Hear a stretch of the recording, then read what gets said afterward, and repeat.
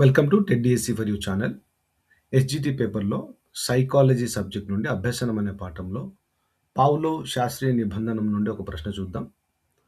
ప్రశ్న: పావ్లో శాస్త్రీయ నిబంధనలో ఒకదానికొకటి వ్యతిరేక సంబంధం కలిగిన నియమాలు ఏవి? ప్రశ్న రావడానికి చాలా అవకాశం ఉంది ఫ్రెండ్స్, ఇంపార్టెంట్ పెట్టింది. ఆప్షన్ ఏ విచక్షణ మరియు విరమణ, ఆప్షన్ బి విరమణ మరియు సామాన్యీకరణ నియమం, ఆప్షన్ సి సామాన్యీకరణ మరియు విచక్షణ నియమాలు, ఆప్షన్ డి విరమణ మరియు అయత్న సిద్ధ స్వాస్థ్య నియమాలు. పావ్లోవ్ శాస్త్రీయ నిబంధనలో ఒకదానికొకటి వ్యతిరేక సంబంధం కలిగిన నియమాలు ఇవి. జవాబు ఆలోచించండి. దీని సరైన జవాబు ఆప్షన్ సి సామాన్యీకరణ మరియు విచక్షణ నియమాలు. వివరణ చూద్దాము.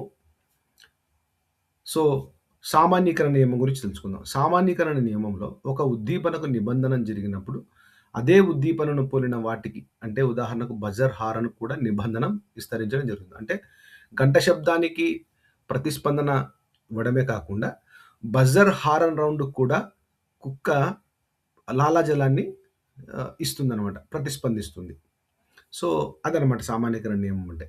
విచక్షణ నియమం అంటే ఇది సామాన్యీకరణ నియమానికి వ్యతిరేకమైంది. విచక్షణలో ఒక ప్రత్యేకమైన ఉద్దీపనకు మాత్రమే నిబంధన జరుగుతుంది. అంటే ఉదాహరణకు తెల్ల ఎలకతో పాటు తెల్ల బొచ్చుతో కూడిన బొమ్మలకు, వస్తువులకు భయపడ్డ బాలుడు తన భయాన్ని తెల్ల ఎలుకకు మాత్రమే పరిమితం చేస్తాడు. దీన్ని విచక్షణ నియమం అంటారు. కాబట్టి సామాన్యీకరణ నియమము, విచక్షణ నియమము ఒకదానికొకటి వ్యతిరేకమైన నియమాలు. ఫ్రెండ్స్, బిట్ రావడానికి అవకాశం ఉంది, జాగ్రత్త.